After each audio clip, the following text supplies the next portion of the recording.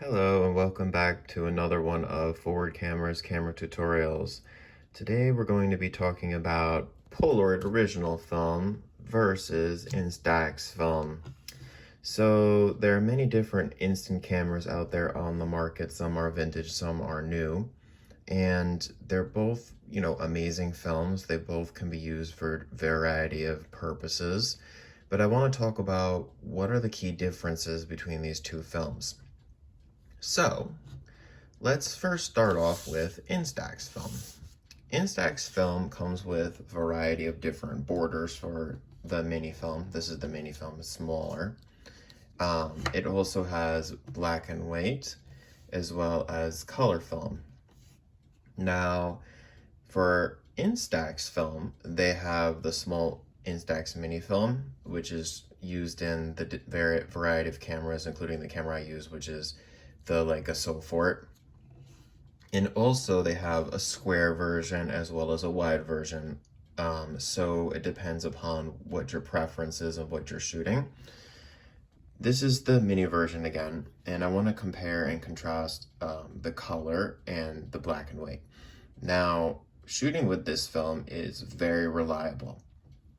Reason why I like shooting with this film is because, number one, Instax film is good for 41 degrees Fahrenheit to 104 degrees Fahrenheit, or 5 degrees Celsius to 40 degrees Celsius, which makes it very easy to bring on during trips during the fall all the way into the hot summer.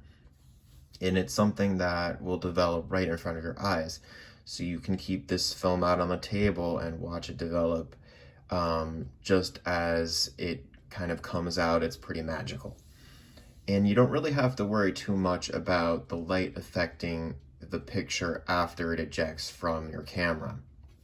Fujifilm has been around for a really long time, and they not only create amazing instant film, but amazing 35mm, 120 medium format films as well.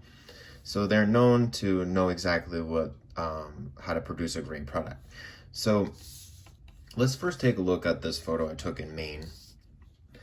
You can see that a lot of the quality in the photo remains. It's very true to the colors.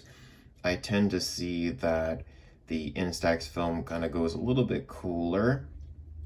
Maybe if you want to think about it, a little bit more towards the blue shades. It's a little bit semi-blurry, but it really keeps a lot of the contrast, a lot of the details of the photo. It's pretty sharp.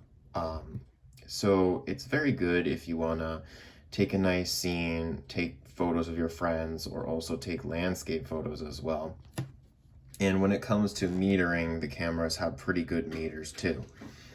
So that's the color. So let's take a look at a photo that I took in Plymouth, Massachusetts. This is Plymouth Rock, using the black and white.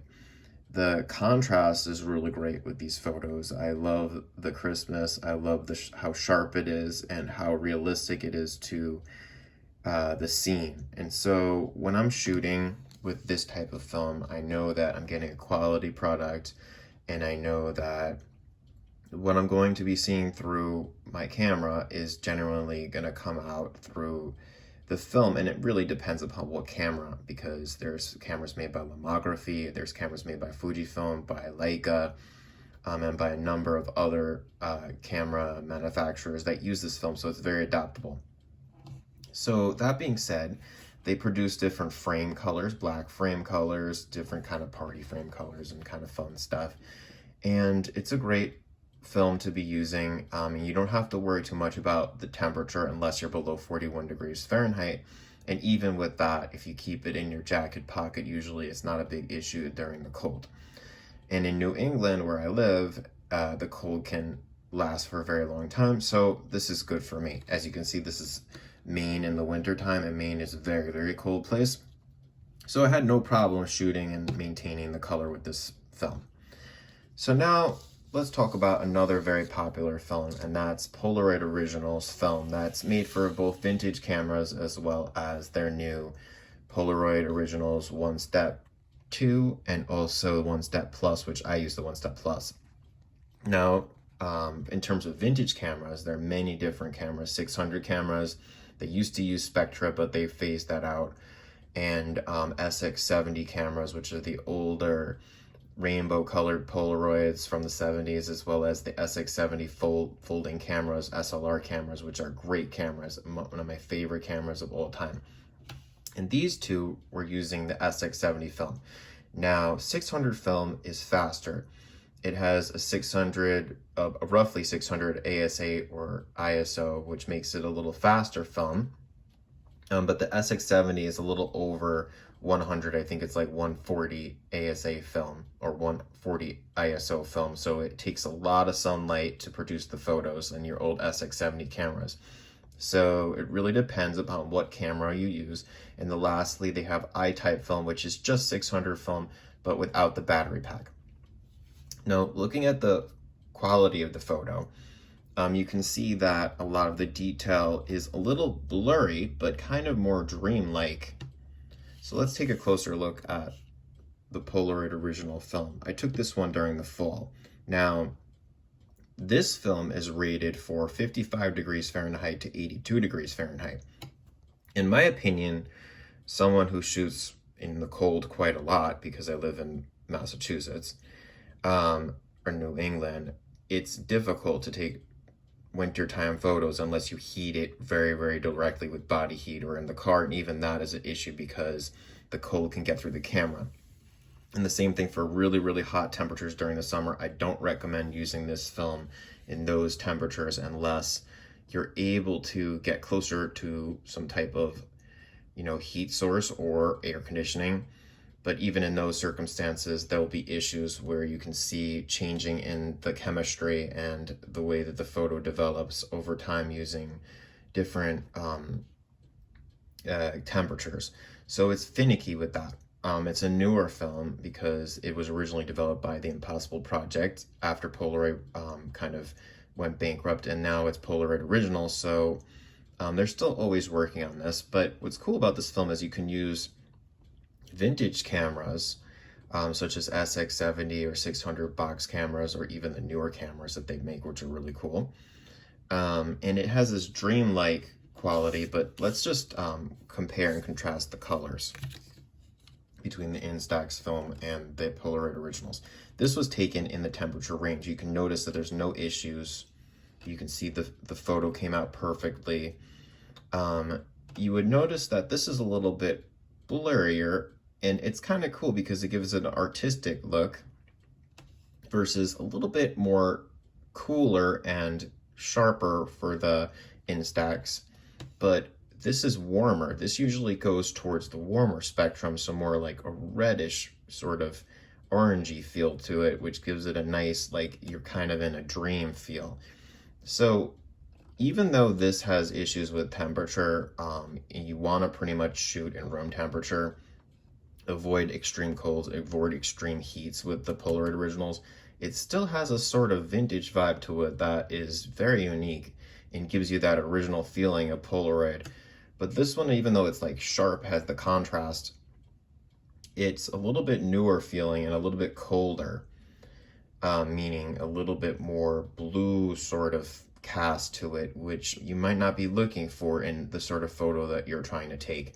So ultimately, they're both fantastic films, but you might want to use one in certain situations or for a certain idea that you have versus another. So for instance, if I took this apple scene with my Fuji, it might be super sharp, it might have a lot of contrast, but I don't want that. I want a sort of vintage, worn sort of look to my feeling of my apple orchard here.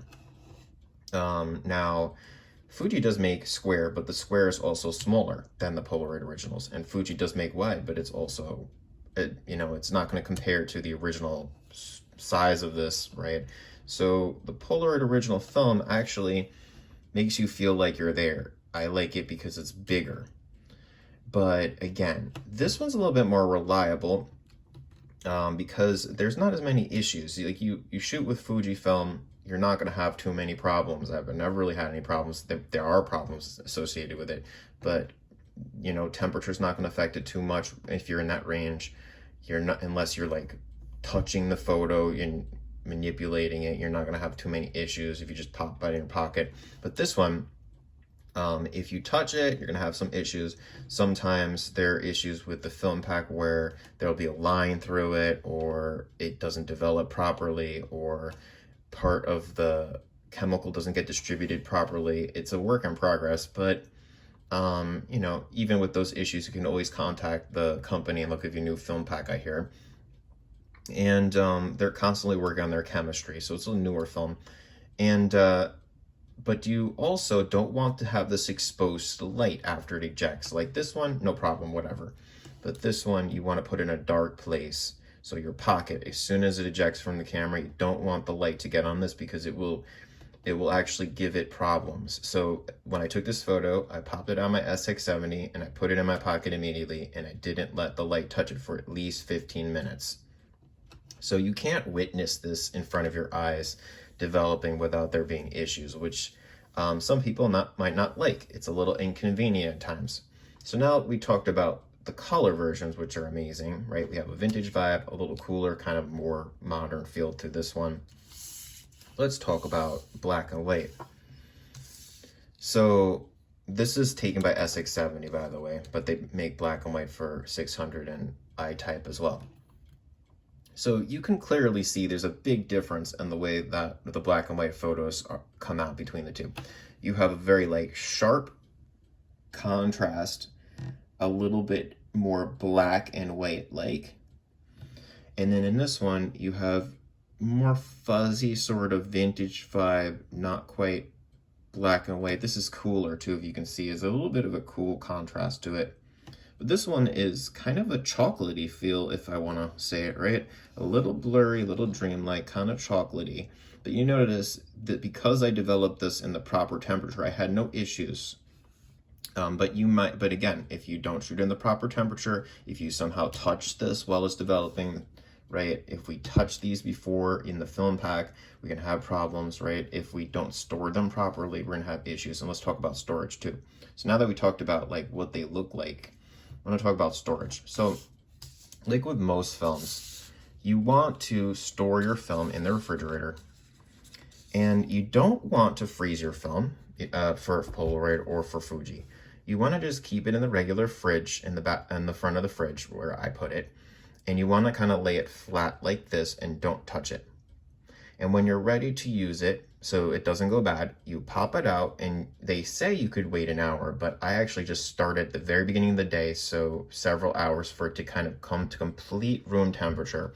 Because if you don't do that, then there would be variation. So because it's chemistry, so part of the chemical reaction will go faster, whereas other parts won't, so it won't develop properly, and you're going to get uneven issues with your picture. So you want to make sure that it reaches the room temperature. You don't want to be in haste. You don't want to go straight from the refrigerator outside and just start shooting. You want to just let it ease down. And so that's important. And why do we want to also, I'm going to make sure that we don't get it wet. We're not in an environment that's too humid, right, or too dry, because we'll dry out the chemistry or it would create issues. This is all chemistry. This is not like digital. This is chemicals reacting, and if we don't treat them properly, it's not going to work, right? So that being said, we have these all nice and laid out here. You can clearly see the differences, right? And again, we'll take a look. So here we have a little bit kind of a cooler look to the Instax, more towards the blue, and we have a little bit more warmer feel, sort of orangey feel to it, or reddish feel towards the Polaroid. And just one more quick peek, right, at the differences between the black and white Instax, very sharp, high contrast, right, but also a little cooler feeling, and more chocolatey vibe from the Polaroid Originals film. And they're all fantastic films, and we are actually, our store sells both types of cameras. And so I recommend both, but for different situations, and also be mindful of what they're able to accomplish, right? So dreamy vintage vibe look versus sort of coldish, but also very cool look to these sort of Instax camera photos. Okay, that being said, thank you for watching. Please subscribe. Also check out our Instagram at Forward Cameras, our Twitter at Forward Cameras, our Facebook Forward Cameras, as well as our online store by going to our Etsy shop, Forward Cameras. Thank you so much. Take care. Have a nice day.